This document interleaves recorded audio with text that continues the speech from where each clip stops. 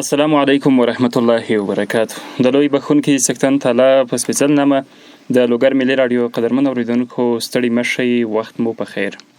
قدرمن اوریدونکو، دا د ځانګړو مرکو خپرونه په لړ کې یو ځل بیا سمیع الله ساخیل ستاسو درنه حضور ته حاضر شوم.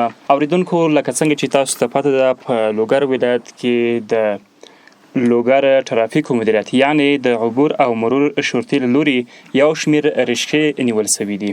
آیا دغه رکشو ته اجازه شته چې په ښار کې وګرځي که نه؟ دغه خبرتیا کله وه؟ څه وخت بیرته خوسي کېږي؟ که خوسي کېږي هم په کومو لارو به تګ وراتګ کوي؟ په همدې اړه انشاءالله راسره میلمه د لوګر د ترافیکو مدیریت د عبور او مرور شرطي مدیریت ویاند ګل محمد همتیار او د همدغه مدیریت اړوند د اداري مسؤل محمد رسول اختري میلمانه دي. نو هیلهمند یو قدرمن اوریدونکو چې تاسو مو ملتیا وکړئ، تر پایه راسره پاتې شئ او خپرونه په مینې راسره واورئ. د چې تاسې به هم په ذهن کې ډېرې زیاتې پوښتنې وي، نو په همدې خاطر مو اختري صاحب او همتیار صاحب راوغوښتل تر څو پورې ستاسو پوښتنې هم پکې ځواب شي. په لومړی کې اختري صاحب ستړي مشئ، په خیر راغلی، ښه راغلاست درته وایو. سلامونه مې کړي د ملي راډیو ټولو کارکوونکو ته او تاسو د راډیو له طریقه د لوګر ولایت ټول اسلام پال ولس ته راډیو کې جوړ او روغ اوسئ او ښه ورځ مو پیل کړې وي. ډېره زیاته مننه، ژوندی اوسئ. همتیار صاحب، تاسو ته هم ډېر زیات ښه راغلاست وایو. تاسو نه هم مننه. کور ودان او ډېر مهمه موضوع او بحث مو ځانګړی کړی د مینوال لپاره اوریدونکو دي ته اکثره ډېر خبر نه وي چې د رکشاوې د څه په خاطر باندې بندي سوي دي، مشکل څه ده. ډېر خلک هم ناخبره دي او ډېر رښتیا هم مشکلات کله کله وي. بالکل همداسې ده. اوس هم ډېری رکشې والا په اندېښنه کې دي چې ترافیکو مدیریت له موږ نه ولې رکشې ونیولې او د څه په خاطر باندې، او دغه رکشې به تر کومو وخته پورې بندې وي او که راخوسي کوي څنګه راخوسي کوي او په کومو لارو به ځو. په همدې تړاو انشاءالله تاسو نه معلومات ترلاسه کوو. اختري صاحب، تاسو به پیل وکړو. دغه د رکشو نیول دغه څه وخت پیل شوي دي او آیا مخکې تر نیولو مهام خبرتیا ورکړې وه که نه؟ تاسو د خبرو په تایید ساخیل صاحب د ریاست الوزرا د شپېته د 11 مارچ په 15 نیټه د 1466 هجري قمري کال د البته د ریاست الوزرا عالی مقام اداري مرستیالي دا حکم خپور کړی د دې لپاره چې رکشا وسایط نس کوي چې د لوی لارو په اوږدو کې او د ښار په منځ کې دوی فعالیت وکړي. هغه چې دوی ولې د لوی لارو په اوږدو کې فعالیت نس کوي؟ علت دا چې د ترافیکي پیښو سبب د رکشا وسایط کېږي. د دې لپاره دوی نس کوي چې د لوی لارو په اوږدو کې دوی فعالیت وکړي، لکه لوګر ولایت څخه پکتیا ولایت او کابل ولایت همداسې نور د ولایت سیمو ته شغال ته د لوی لارو کې د وسایطو د خنډ سبب کېږي، ترافیکي پیښو سبب کېږي. او د ښار په منځ کې دوی ځکه فعالیت نس کوي چې دوی د ښار کې د ګڼې ګوڼې او د ترافیکي نظم د اخلال سبب کېږي. د دې لپاره یو څه مسیرونه ټاکل شوي دي. البته موږ باید مننه وکړو د ترانسپورت امنیت څخه.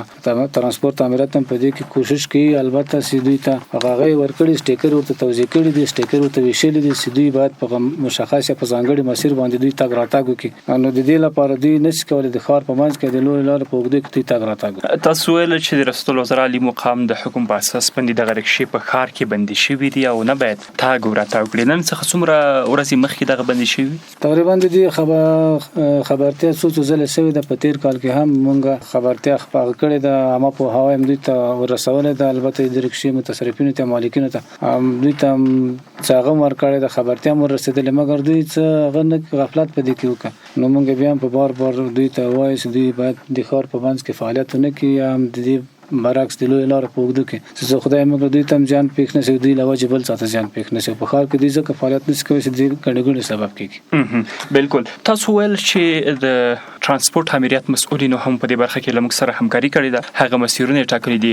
آیا مسیرونه ته معلوم دي چې کوم مسیرونه دي؟ هو، هر سیمې لپاره 50 تر 80 یا تر هغه نفوس په کتو سره رکشې ټاکل شوي دي چې هغوی ته باید مسیر معلوم ده. هر رکشې ته سټیکر ورکول شوی ده او د هر رکشې لپاره هغه مسیر ټاکل شوی ده چې له کوم ځای څخه تر کوم ځای پورې فعالیت وکړي. نو بیا په دې باندې موږ ټینګار کوو، ترانسپورت امنیت په دې باندې نور هم ټینګار کوي چې دغه مسیرونه دوی ته ټاکل شوي دي، په هغو باندې دوی تګ راتګ وکړي څو خدای مکړه دوی ته څه نقصان پېښ نه شي او دوی د ښار د ترافیکي نظم اخلال سبب نه شي.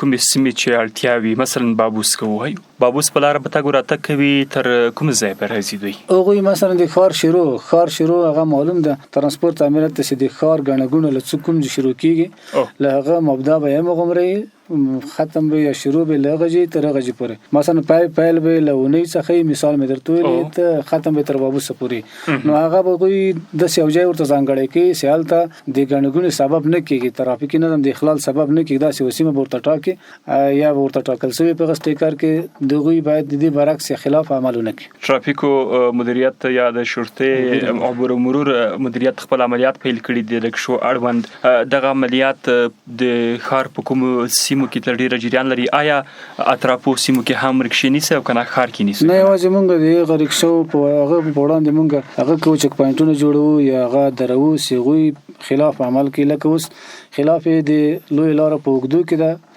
او د ښار په منځ کې نور په اطرافي ساحو کې مونږ د رکشو د وسایتو د تګ راتګ مخنیوي نه کوي سي خاریان یا د مونږ ولس لغې نه ګټه پورته یعنی دا خاص دی لپاره دی چې د ښار نظم اخلال نشي ښار نظم اخلال نشي په لوی لارو کې د ترافیکي پیښو سبب نشي او مننه کوله تاسو نه تر دې د مو رکشې نیولې دغه رکشې کله ورکوي بیرته کوم دی اړه مرته وای موږ تقریبا شپږ سوه را دي لږ تر لږه شپږ سوه یا ډېر داسې رکشا وسایط درولي او تقریبا دوی ته موږ هم په هوای ورکړی ده د دې لارې رکشې چې موږ درولي 3 ځله 4 ځله دا موږ سره درېدلي دي نو تقریبا دوی ته موږ د هدایت په اساس موږ ته راکول شوی د لږ تر لږه 10 ورځې دا موږ درولي غینې بیرته په ضمانت او په تعهد سره ورته سپارو خو چې دوی په ښار کې او لوی لارو کې فعالیتونه کوي ډېر زیاته مننه همتي صاحب تاسو ته بیا هم راګرځو د رکشو موضوع لا هم پاتې ده په همدې کې ورسره خبرې کوي همتي صاحب محترم شپږ سوه رکشې مو نیولې دي دغه رکشو ساتنه په مناسب ځای کې ده هو بالکل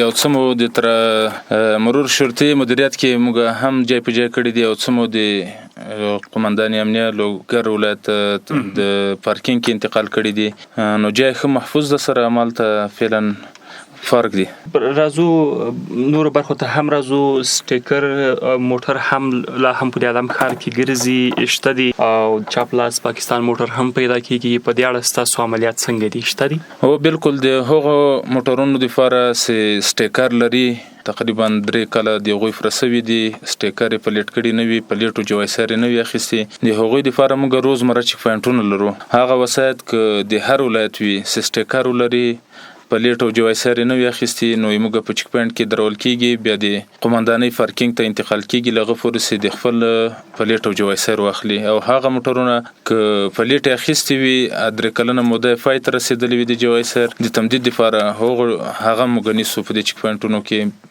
پارکینګ ته انتقالو دغه یو اقتصادي ننګونه نه د خلکو لپاره دا خو د مرور شرطي مدیریت څخه قانون اصول دي موټرونو د اسنادو د تمدید د دې سره د ترافیکي پیښو مخنیوي او د جنایي پیښو مخه هم نیول کیږي ځکه چې دا فلیټ او جوایسرونه لري اکثر ډیر داسې جنایي پیښې راځي پکې ډېرې ترافیکي پیښې راځي چیرته ترافیکي حادثه وسی نو فلیټونه لري جوایسرونه لري یو څونه لري هغه که حادثه وکي او څه پیښو کې محل د حادثې نو تختیم معلومات چاته نه کیږي او دا اصول قانون څه د مرور شرطي ترافیک مدیریت لخوا دی هغه به ان شاء الله عملي کیږي بالکل مننه لاس اله تور زیرکشي دروي اهلته قومندانۍ او یا هم د خپل مدیریت کې یو شمیر رکشو والا پاندښنه کې ولا زکه دوی ویل چې موږ خو د ورځې 200 الى 300 روپۍ ورکو د خپل مالک ته دغه رکشې کبیرته خوشي کیږي څړه ول خوشي کیږي کلک ته هود ضمانت او بیا ونیول سي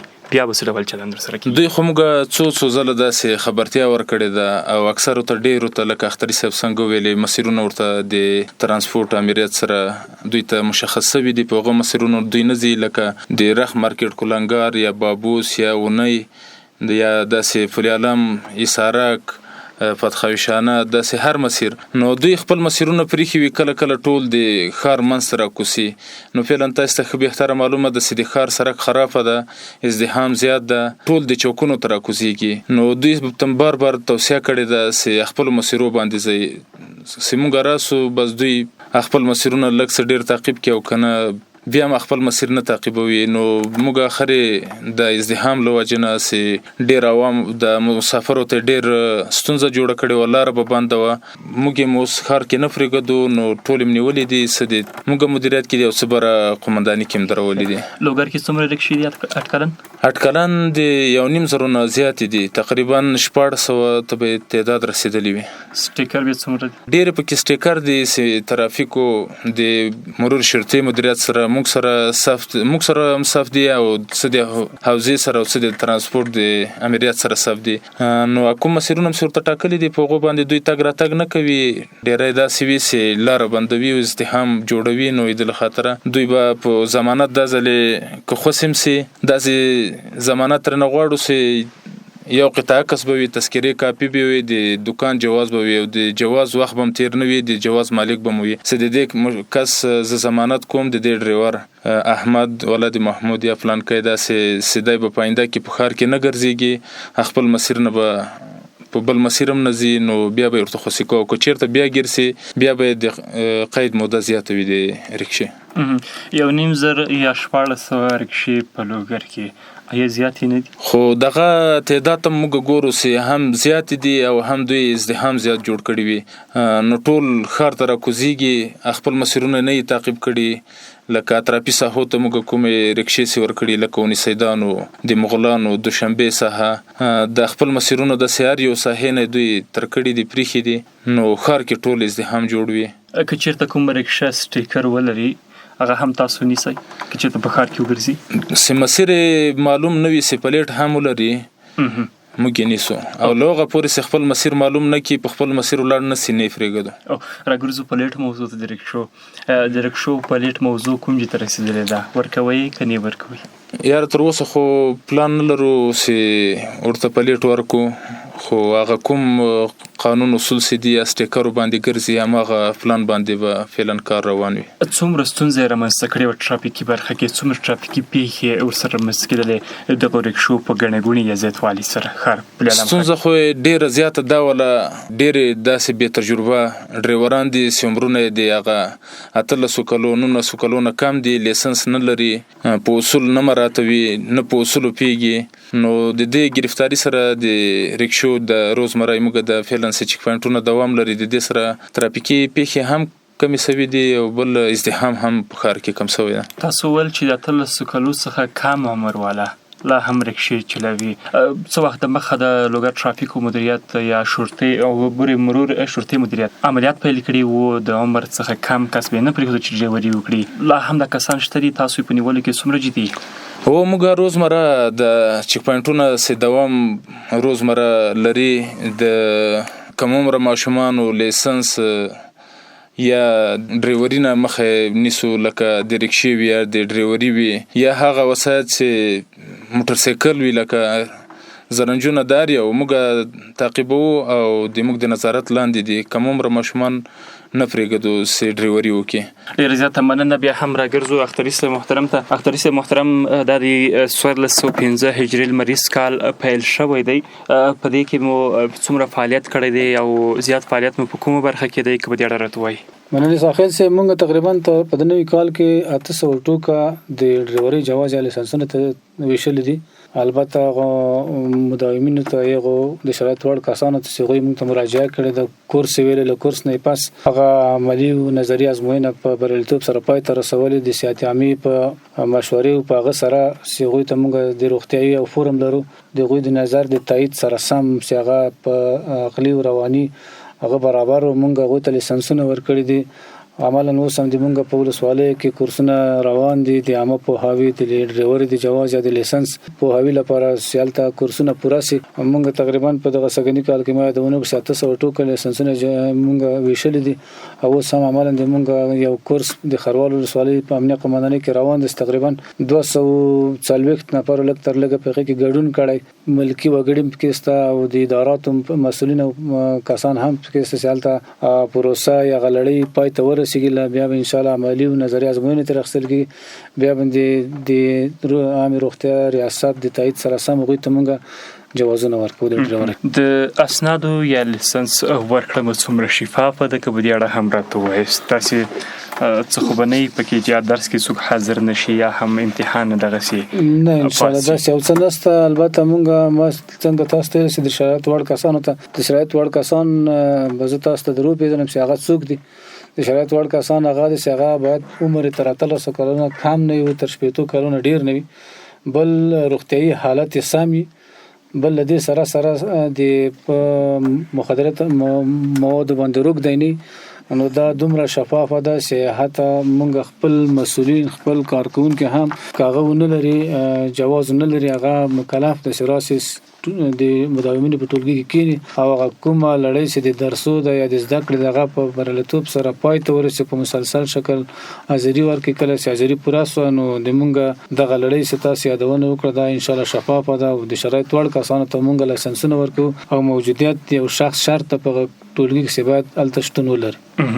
البته نور لاسته راوړنې هم لري که یوازې لیسنس برخه او که په دې لاره مونږ د عوایدو په برخه کې هم لاسته راوړنې لري، لکه څنګه چې ما تاسو ته یادونه وکړه چې په تېر دغه د اول د 1415 کال په لپایل څخه تر اوسه پورې چې ورو برازي تقریبا مونږ 800 ټوکه لیسنسونه ته چې تقریبا 4,850 افغانۍ مونږ د مستوفیت لدرکه د افغانستان بانک عواید هغه کې د امور شرطه مدیریت په دغه عواید کې راغلي چې همدار از مونږ د جواز سیرونه پیسې کې مونږ لازم اقدامات کړي. هغه وسایت چې مخکې امتی سي یادونه وکړه چې سټیکر لرونکو وسایت چې هغه 2 کال یعنی تر 1409 پورې وخت لري دغه مونږ بیا څه مسنادونه ورته تمدید کړل، یعنی بیا ورته نه وکړل او څه هغه سټیکر وسایت څو غوته مونږ په لیټونه وکړل چې مونږ عواید هم د دولت حساب ته جمع کړي او هغه جواسیرونه هم ورته ویشل دي.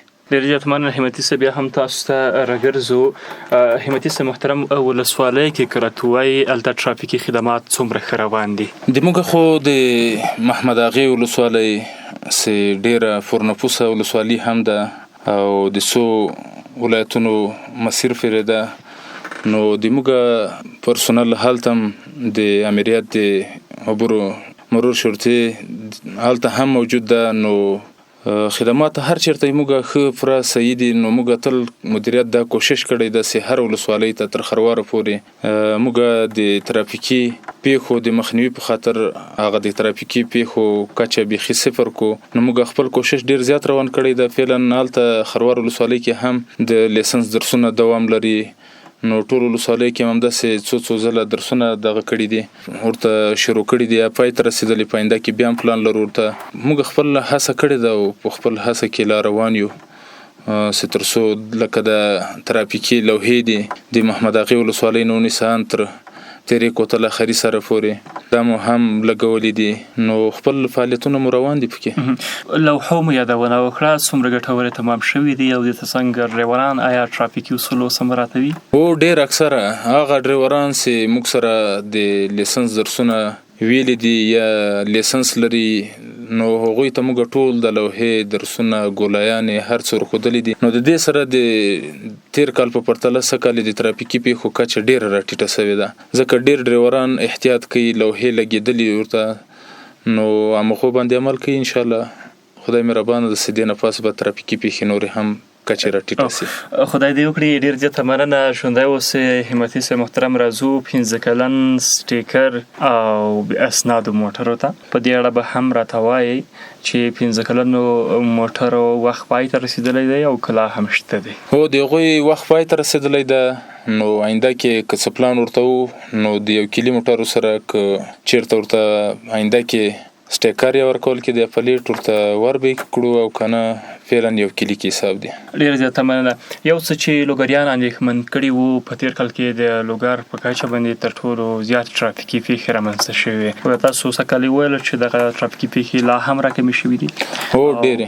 اطمینان د به انشاءالله لوګري ولسونو هم حاصل شوی وي. څه پیغام لرئ هغو پلرونو ته چې خپلو زامنو ته موټر ورکوي او هغه بیا تیز ولیه هم کوچني ماشومانو ته موټر ورکوي او تیز ځغلوي؟ په دې اړه څه پیغام لرئ؟ د موږ ټول د هغه والدینو مشرانو نه دا هیله ده چې د خپلو کم عمره ماشومانو ته که موټر سایکل وي، موټر وي، که هر وسایت وي په لاس ورنه کړي، ځکه چې ډېرې ترافیکي پیښې د همدې له وجې نه راځي ځکه کم عمره ماشومان یا هغه ډریوران چې په اصولو نه وي بلد عمومي سړک ته راوځي یا ښار ته راوځي ډېرې ترافیکي پیښې د دې له وجې نه وي. موږ دا خواهش ده چې وسایط په لاس ورنه کړي ورته. د رکشو والا نه مو څه غوښتنه ده څه ترې د رکشو والا نه خو موږ دا هیله ده دا خواهش ده چې په آینده کې په 23 تاریخ ته انشاءالله موږ دا خوشي کوو. سبا نه بل سبا یو قطعه کس تذکرې کاپي او د دکان جواز چې تاریخ تیر نه وي دا به راوړي رکشې به ورته خوشي کوو نو په خپل مسیر به ګرځي او که چېرته بیا ونه ګرځېدل خپل مسیر تر کړی و پرېښی و نو بیا به نیول کېږي بیا به د بند موده د دې نه زیاته وي. ډېره زیاته مننه ژوندی اوسئ همتي صاحب چې تاسو راغللی او اورېدونکو ته مو معلومات تاسو نه هم مننه. کور ودان خو خوشحاله اوسئ. اختر صاحب محترم اداري برخه ستاسو پورې مربوط ده له خپل اړخه څه اطمینان ورکوي لوګر میشتو ولسونو ته؟ زما هم د خبرو په تایید د کورنۍ څخه مې دا غوښتنه ده چې د دې لپاره چې دوی په راتلونکي د غم په ټغر کېنني خدای مه کړه دوی د خپلو کسانو ته کاغه د لوړ عمر لرونکي هم چې عامه پوهاوی نه لري د ډریوري په اصولو خبر نه یا ډریور نه اول خو د مراجعه وکړي چې ډریوري عامه پوهاوی باندې پوه شي لیسنسونه ترلاسه کړي لدې سره سره تر هغو پورې دوی ډریوري نه کوي څو خدای مه کړه دوی په د غم په ټغر کېني یا د دوی له وجې بل څوک زیانمن نه شي. د ما دا غوښتنه له ټولو ولسونو څخه د کورنۍ څخه د ټیټ عمر لرونکو ماشومان یا خپل اولادونو ته موټر نه ورکړي یا د ډریوري اجازه نه ورکړي ځکه دوی له وجې خدای مه کړه څوک متضرر نشي یا زیانمن نشي. او بل د موږ دا غوښتنه دغه وسایط چې په غیر قانوني ډول تګ راتګ کې یا اسناد باقي دي سټیکر لرونکي دي مراجعات وکړي د اصول ته ځان تسلیم کړي څو دوی هغه ژوندم په ډاټ کې په هغه کې پامن کې هغه اصول هم چې کوم اسناد دوی سره دغه په اصولي ډول لړۍ پای ته ورسیږي او په راتلونکي دوی ته ان شاء الله کوم ستونزه نه. ډېره زیاته مننه ژوندی اوسئ اختر صاحب چې راغللی او قدرمن اورېدونکو ته مو خپل اړوند معلومات وړاندې کړل. تاسو نه مننه. تاسو نه بلنه نړۍ مننه. مننه کوم. قدرمن اورېدونکو ستاسو له ملتیا نه هم نړۍ مننه کوو. همتي صاحب په خپله خبره کې ویل چې د سې شنبې په ورځ دغه نیول شوې رکشې خوشي کېږي سره له یوه عکس نه او جواز د دکان د تذکرې کاپي دا راوړئ د لوګر ټرافیکو مدیریت یا هم د عبور او مرور شرطې مدیریت ته تر څو پورې ستاسو رکشې بیرته تسلیم شي او کومې لارې او کوم مسیرونه چې ټاکل شوي په هغه باندې تګ او راتګ وکړئ. دا وه د نن خپرونه تر بیا چې بیا سمیع الله ساخیل په نورو خپرونو کې ستاسو درانه حضور ته راځم. لوی علم مل ښه وخت ولرئ.